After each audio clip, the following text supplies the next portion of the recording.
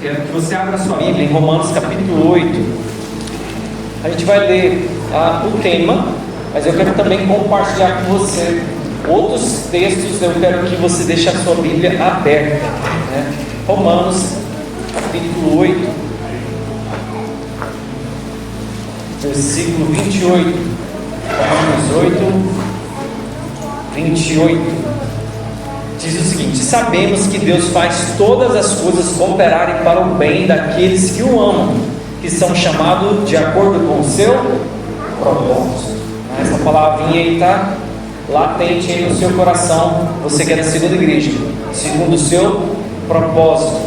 Então, assim, pensa numa pessoa que gosta de dar exemplos para a pessoa falar assim: esse é meu propósito. Mas eu acho que é muito diretivo para quando a gente fala para a igreja. Então eu quero trazer uma palavra para a igreja. Você que faz parte da igreja evangélica vida, seja a primeira, segunda, terceira ou de alguma igreja cristã. E eu quero que você abra a Bíblia agora em Lucas capítulo 10, versículo 30. Lucas 10, 30. Então, qual é o meu propósito? Pensa uma pergunta que a gente vai levar a vida toda para responder.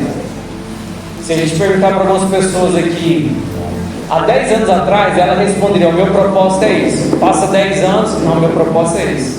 E ele tem a certeza hoje que o propósito dele é esse. Passa mais uns 10 anos, ele vai falar que é o outro propósito. No final, o propósito é glorificar a Deus. Mas eu quero pensar com você propósitos específicos. Propósitos específicos.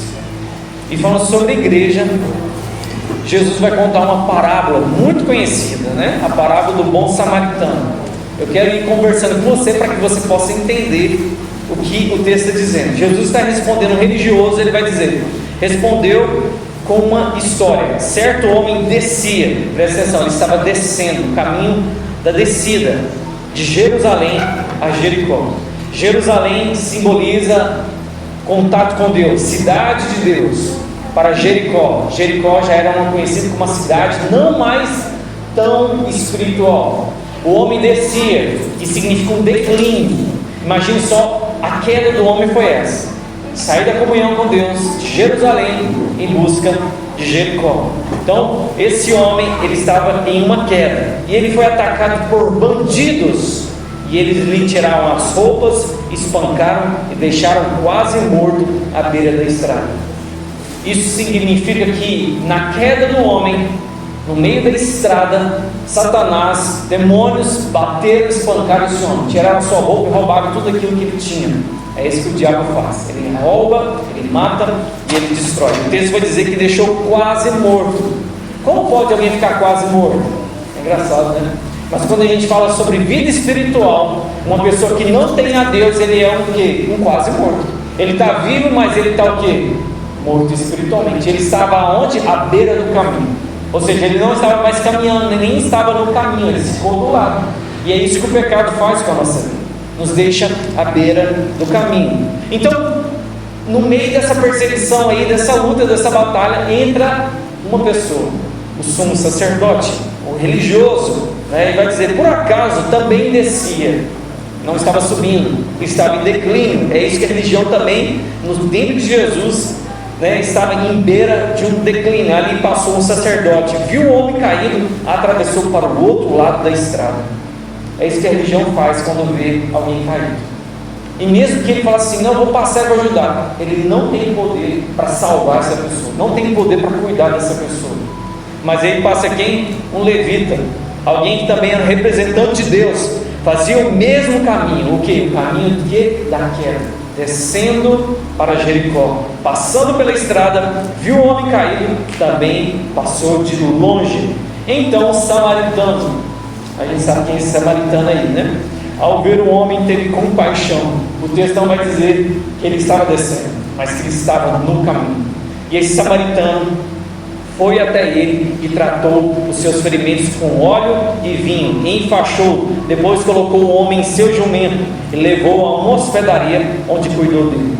Por que os judeus ficaram espantados com essa parábola? Porque os samaritanos, eles não eram propriamente gentios, e eles não eram propriamente o quê? Judeus. O samaritano era a mistura de um povo gentil com um povo puro, o povo de Deus. E Jesus é o samaritano.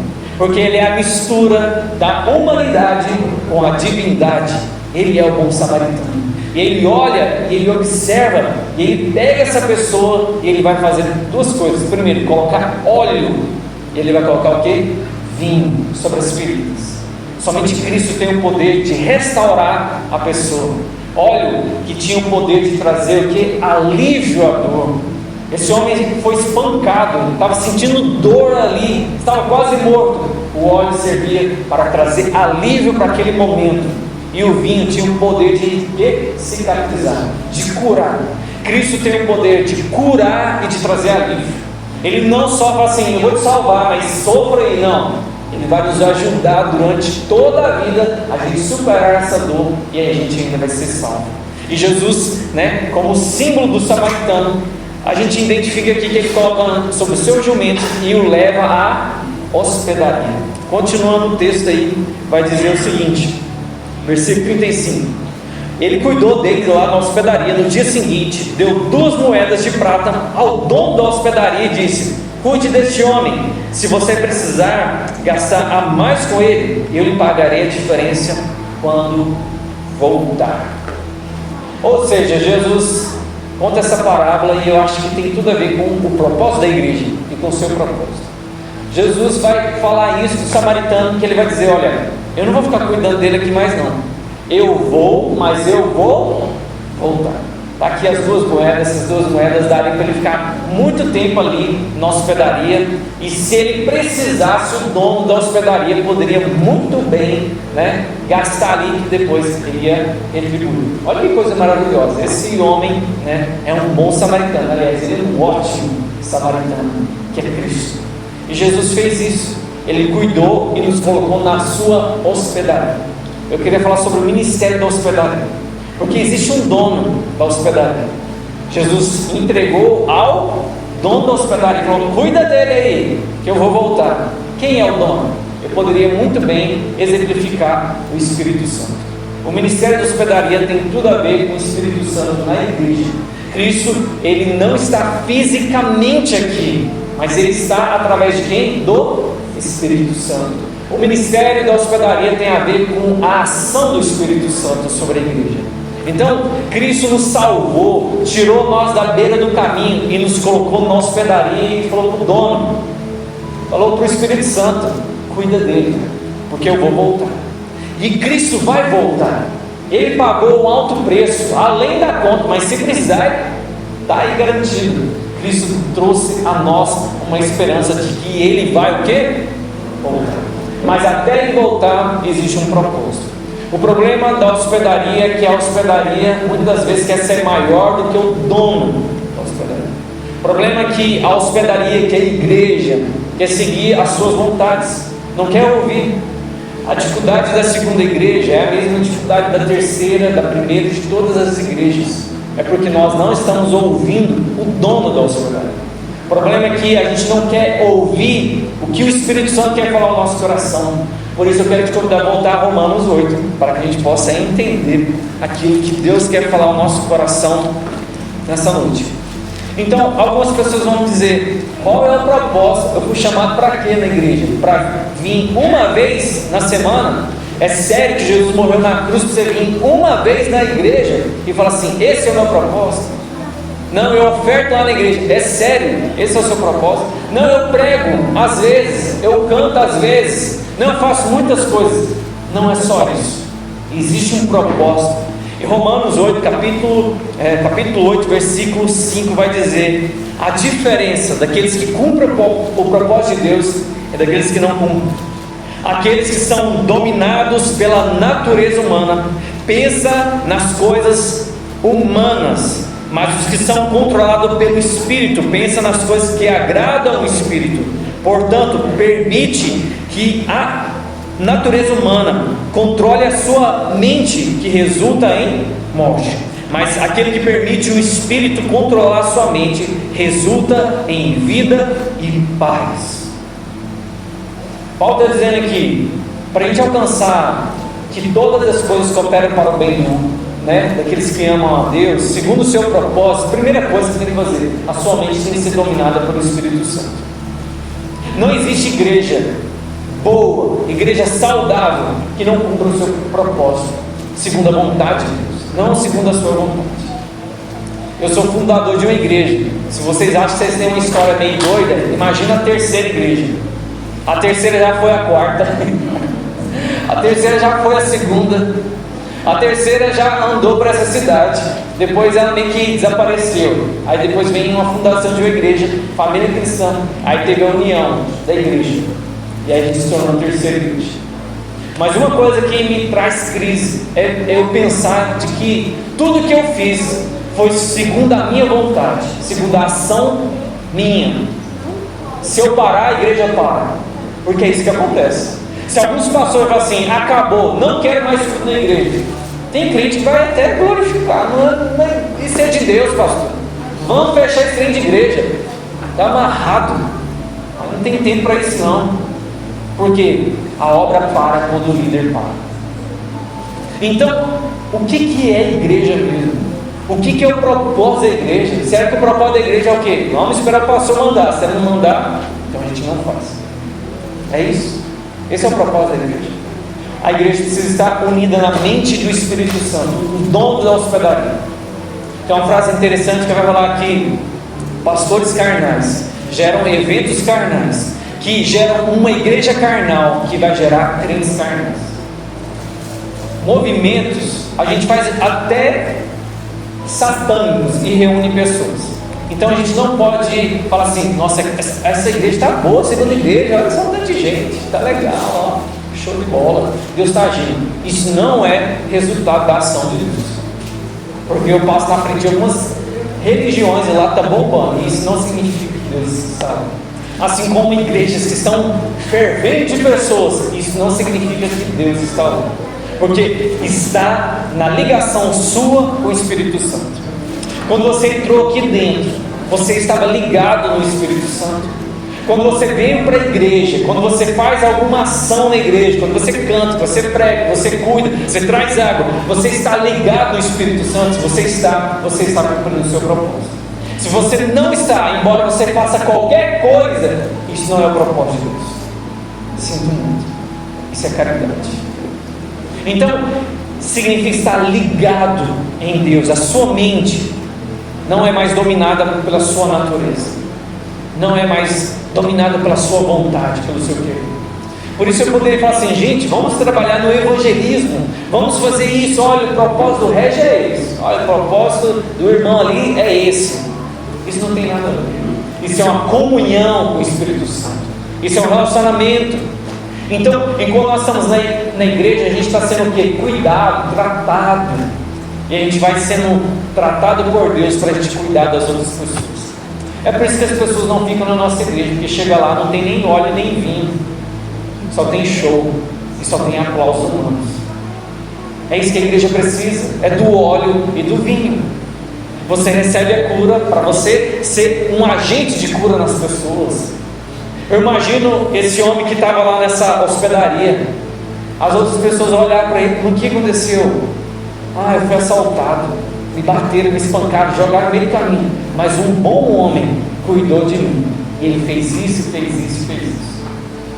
Uma igreja que não testemunha a ação do Espírito Santo na vida delas, ela vai contar o que? As bênçãos ou as suas frustrações.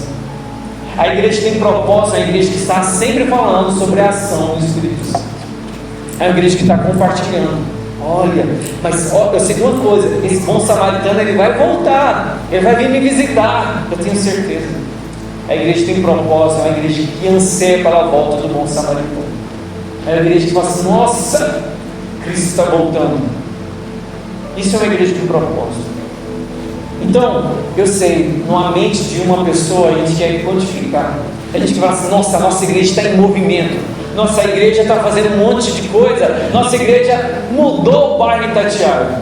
Não, eu tenho certeza que quem mora aqui já deve ter feito essa oração. Deus, tira aquele pessoal que está ali, Deus, muda essa situação. Nossa, esse bairro, o problema desse bairro é isso aí, isso aqui, isso aqui. Vídeo, ponto. É sério que você acha que o problema desse bairro é isso? Porque lá do outro lado da Avenida Brasil tem um condomínio lá que existe a mesma coisa, as mesmas coisas, só que é maquiado, é de luxo. problema é quando nós não estamos envolvidos com a ação do Espírito Santo. Quando nós não ouvimos. O texto vai dizer: vocês têm que corresponder, vocês precisam ser dominados pela ação do Espírito Santo, ao ponto que você não sabe nem se é mais a sua vontade ou se é a ação de Deus na sua vida. Mas não, eu decidi fazer isso. Eu decidi fazer isso. Quando alguém oferta, isso é espiritual. Quando alguém ajoelha e ora, isso é espiritual. Quando alguém é ofendido na igreja e fala assim: eu vou continuar, isso é espiritual. A gente acha que a ação do Espírito Santo é apenas para mim, mas é para a igreja. O Espírito Santo é consolador, e o que ele mais faz dentro da igreja é consolar as pessoas. Não me dá uma oportunidade. O Espírito Santo: não, fica tranquilo. Eu queria fazer isso, mas ninguém quer fazer. Calma. Você vem arrebentado lá na sua casa, você tem que ouvir uma mensagem: consolo de Deus, refrigério do Espírito Santo. É o dom da hospedagem. Aos líderes, aos que cantam, aos que pregam, aos pastores. Quantas vezes a gente vem com as nossas mensagens, os nossos interesses, com as nossas vontades, e a gente vem e falou: o Espírito Santo, é isso mesmo que eu tenho que pregar? É isso mesmo que esse povo precisa ouvir do Senhor? Ou é aquilo que eu quero falar? E a gente vai o quê? Maltratando o dono da hospedagem. E a gente precisa entender que o propósito de Deus na nossa vida é ouvir o Espírito Santo e corresponder. O propósito de cada um aqui é diferente, mas juntando tudo tem um propósito: edificar vidas. O que serve a igreja? Edificação de vidas. Não é para você ficar achando bem, legal, você se sentir aliviado. Nossa, que mensagem boa, até arrupiei. Isso não é o propósito da igreja. O propósito da igreja não é uma reunião para fazer amizades, embora a igreja é um bom lugar para fazer amizades, mas esse não é o propósito. O propósito é edificar a vida, edificar a sua vida e a vida do seu irmão. Para finalizar, eu disse para vocês que eu ia terminar rápido. A igreja está fazendo 20 anos, entrando na juventude. Tantas coisas para fazer ainda. Quantas coisas que a gente tem que alcançar, mas que tal a gente perguntar: Espírito Santo, o que nós devemos fazer? O que os líderes jovens devem perguntar: Deus, o que o Senhor quer? Aqueles que cantam, louvam o Senhor: Deus, o que nós precisamos ensinar para essa igreja para adorar o Senhor? O que você que está só sentado tem que perguntar: Espírito Santo, o Senhor quer que eu só fique sentado aqui mesmo o resto da minha vida? O que você tem que perguntar para o Espírito Santo?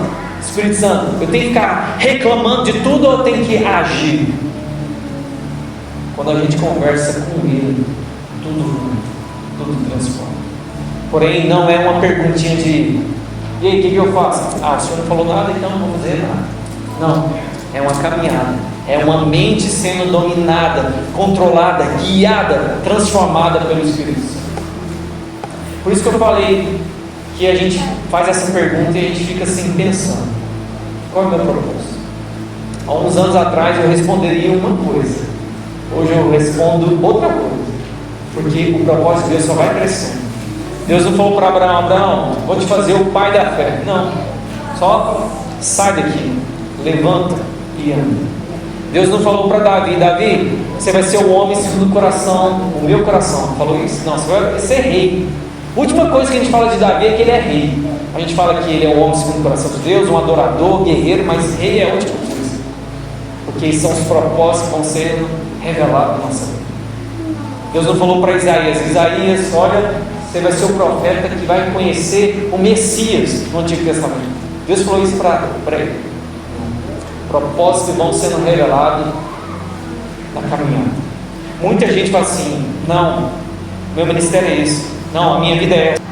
Nada disso. Deus vai se revelando, falando no nosso coração aquilo que a gente nem imagina.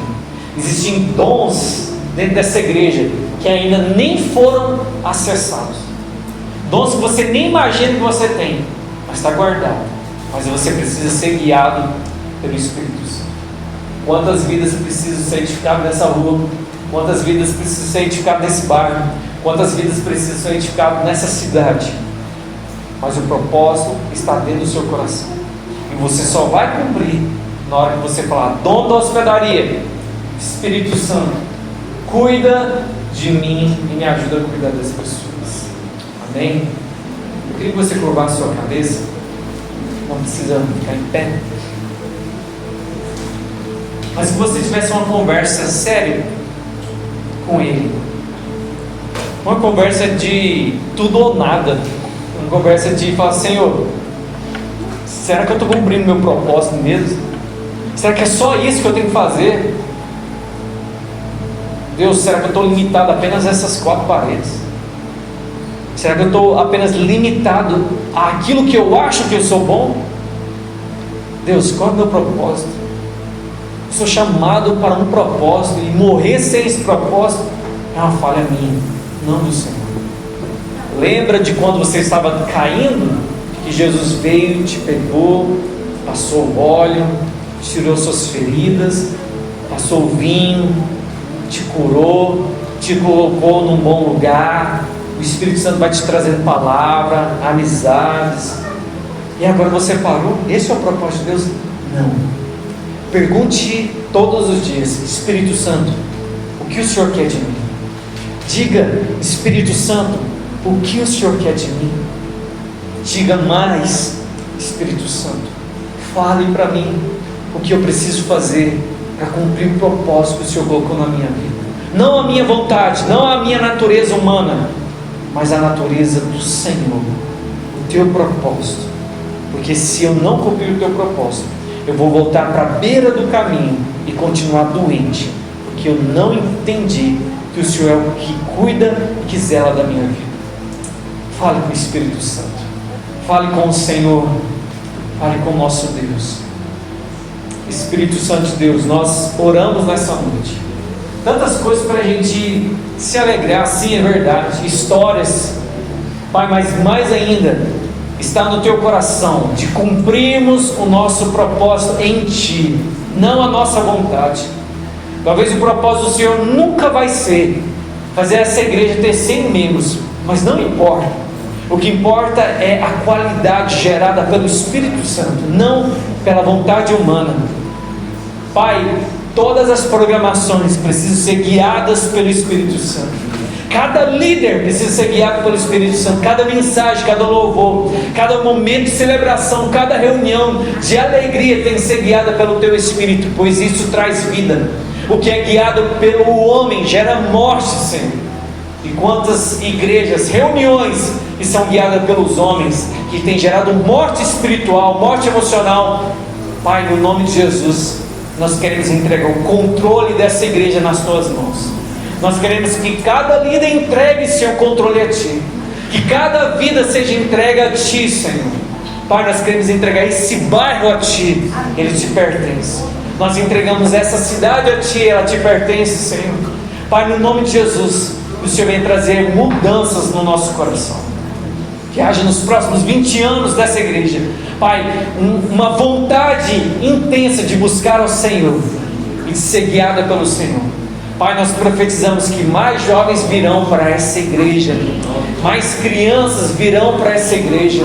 Pai, haverá muitas programações, Pai, transformações de vida, gente sendo salva, Senhor, mas não por causa da vontade humana, nem do esforço humano, mas por causa da ação do Espírito Santo.